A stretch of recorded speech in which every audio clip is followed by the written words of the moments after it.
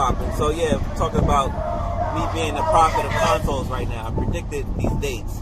November 15th is within the first 2/3 weeks of the time that I said.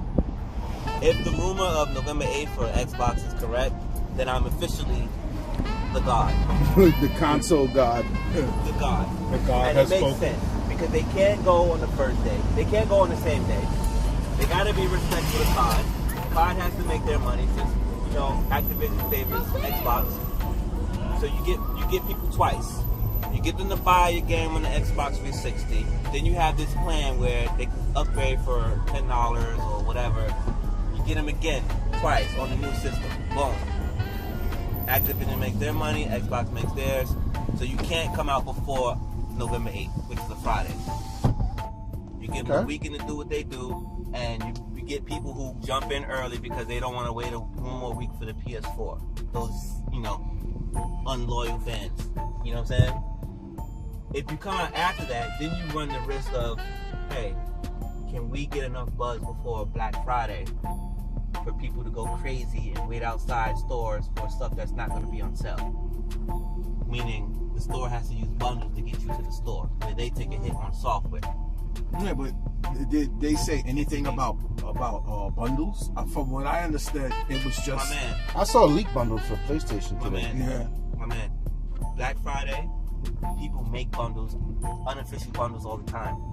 Yeah, but that's GameStop BS. No. Fuck GameStop. No, that's Best Buy, that's Yeah, Costco, but- that's BJ's, that's anyone who's gonna have that in their store. They make BS bundles that are not officially SKUs. Yeah, like mainstream retailers, Best Buy, GameStop, No. so on and so forth. What I'm trying to say is those bundles that I'm talking about. I'm not talking about in-box bundles.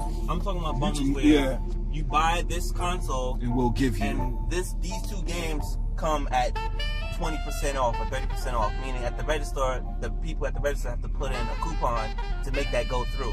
Not as in a themed out box, like with the Battlefield is about to come in with both systems or et cetera, et cetera. You get what I'm saying? We need that for Battlefield. I mean, By the way, I'm young boy 2 on today. So in case you haven't noticed, I'm sure somebody pointed out young boy. I'm getting my young boy on. You know. So hello world. I'm back. so yeah, that's what it is right there. Like, I'm the god right now. I'm looking like the god right now. Maybe I'm Percy Jackson, but I'm soon to be the god, son. You ain't called out that motherfucking 2DS. The 2D who? The 2DS is interesting, right? Because one, Is here's that the number another problem. Nintendo fail? Here's the problem. One, you have a 3DS out, right? Then you have the nerve to go down one grade and make a 2DS project. And then you say that this product is for kids. You already have a problem selling your Wii U, right?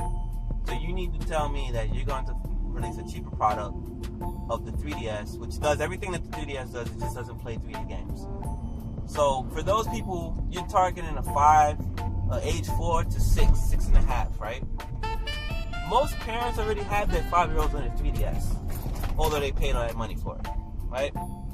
What's stopping ages 7 through 10 from getting a 2DS as well?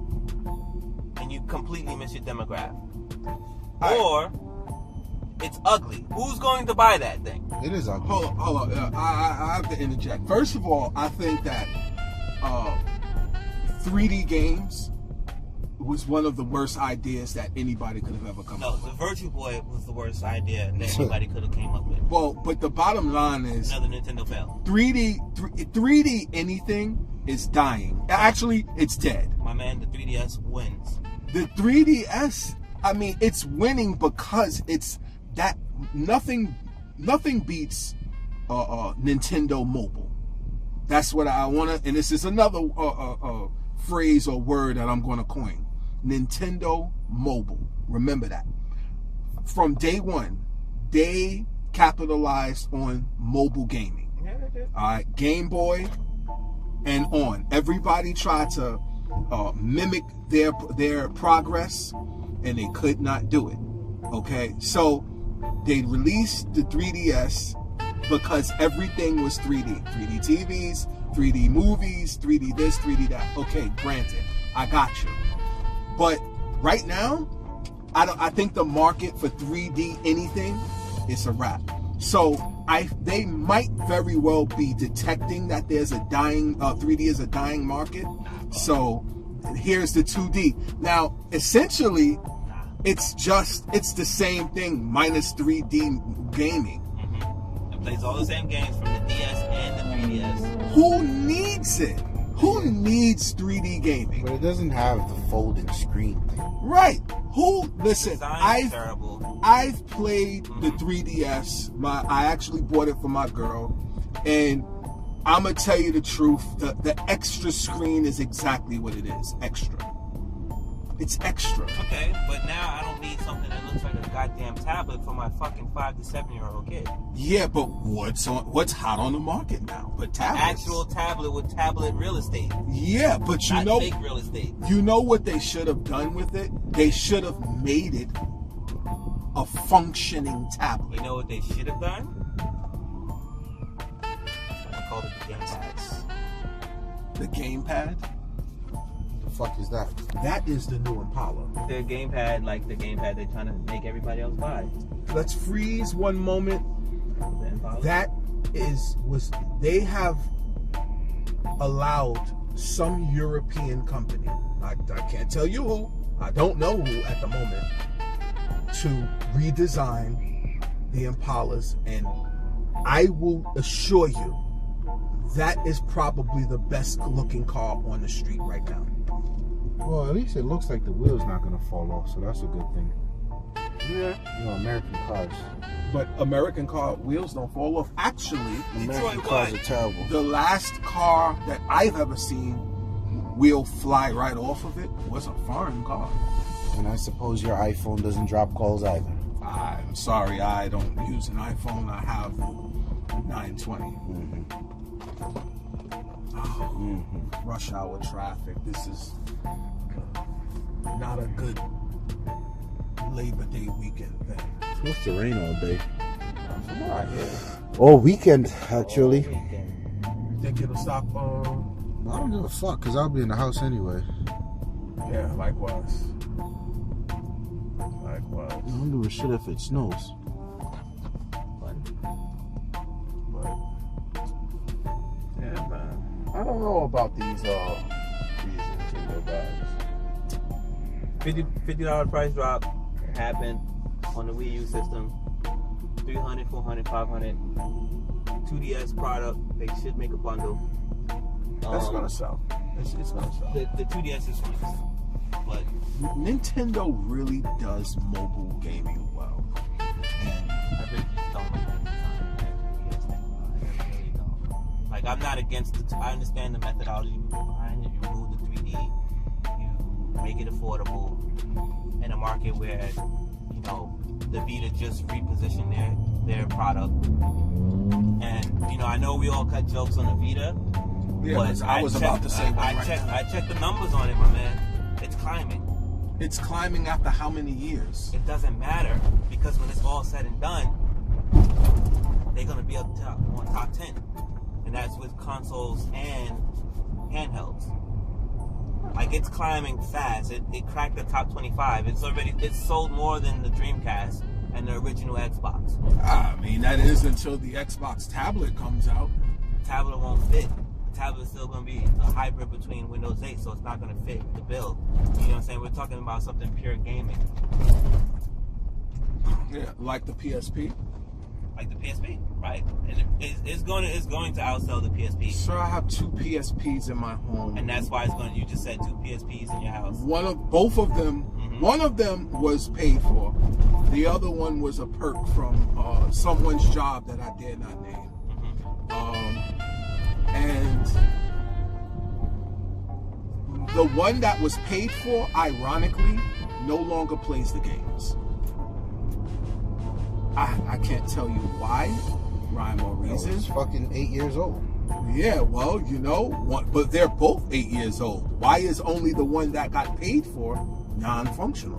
Yeah, and you got your time out of it. It's sad. I'm gonna be perfectly honest with you. If somebody did something and they tell you something, that's all I'm gonna say. Yo, if I got an 8-year-old PSP, the original Fat Boy PSP in my house right now, and if I charge it, it works. Yo, if I got 10 hours out of that PSP, I'd be surprised. Yeah, shit happens. It's hardware. Yeah, you're right. It's Sony. Go there all you want. You already know what time that is. Don't talk to me about failure products. You support Microsoft. Can we get a shot of that truck right there? What is this, F-50? No, That over one to the there. left. This is with the slant.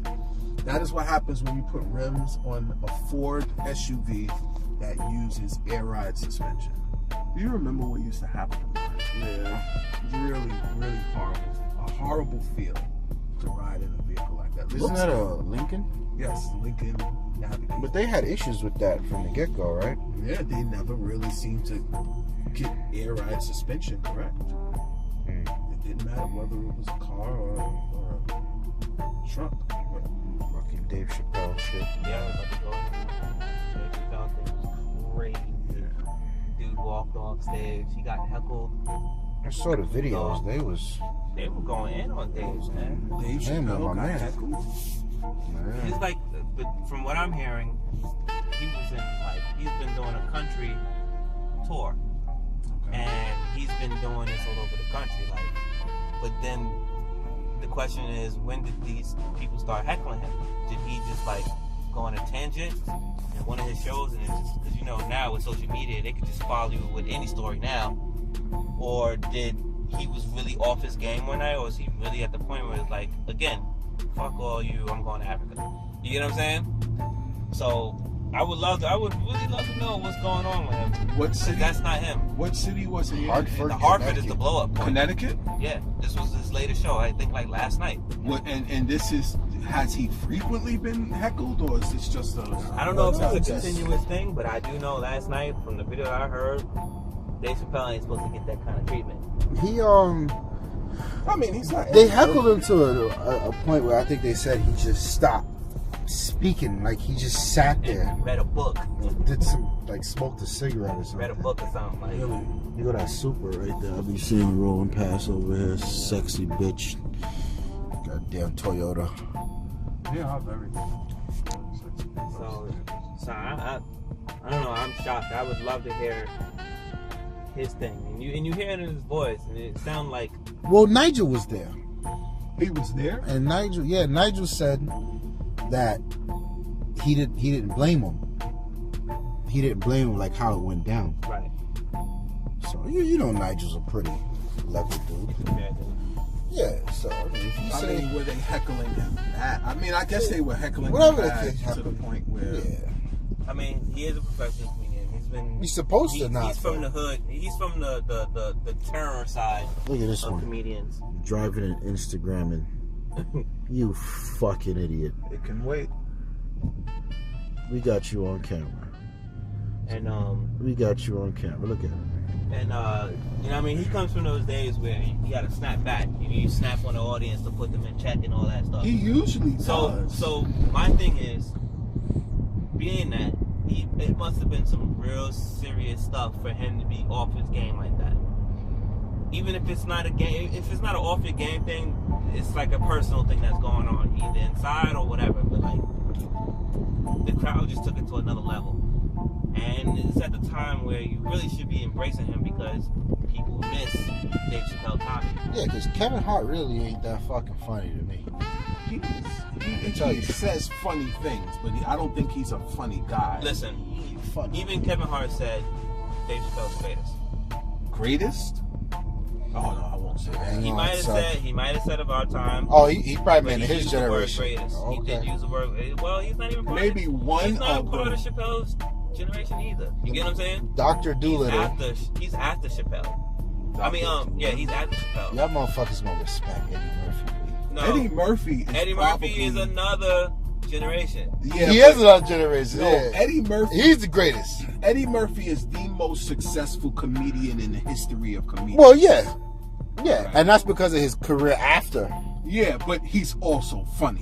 Son, You know what I'm I've saying? never seen anything more funnier than Delirious or Raw. But see, Yes. you just said it, and then after what? You're gonna name some Richard Pryor stuff, right? No, not necessarily. Hold Robin up. Harris. Hold up. but Richard Pryor has to be in this list somewhere. Yes, he is. Yes. Right, like Only five. because 5 or 3. 5 to 3. He's in this list, right? top, He's there. top And 5, I'm he's in the about list. to get into that right now. If that's the case, Paul Mooney is the funniest motherfucker. Oh, but see, Paul Mooney is a different type of comedian. But you're missing my He's a point. motherfucking racist. If you go look at the credits, Right. he's the man who writes these jokes and Yeah. formulates these jokes, For a lot of people. including the 2 people who we just said. Yes, Which he is wrote for Eddie Murphy. and Richard Pryor. Yes, he did. Look at Yes, this. he did. Look at this rice wagon. That's not right, sir. That was Look at this America. rice wagon. This fake ass American muscle. This car couldn't go fast if you paid it. Look at that. Look at that. He got his top down. His little It's the Cobra, man. Leave the Cobra alone. roll exhaust on. I'll have you know that vehicle is at that age could probably handle quite a few cars out here. That Cobra, the SVT Cobra model. That's a motherfucking Kevin Hart buffoonery. You got the sense of television, you fools.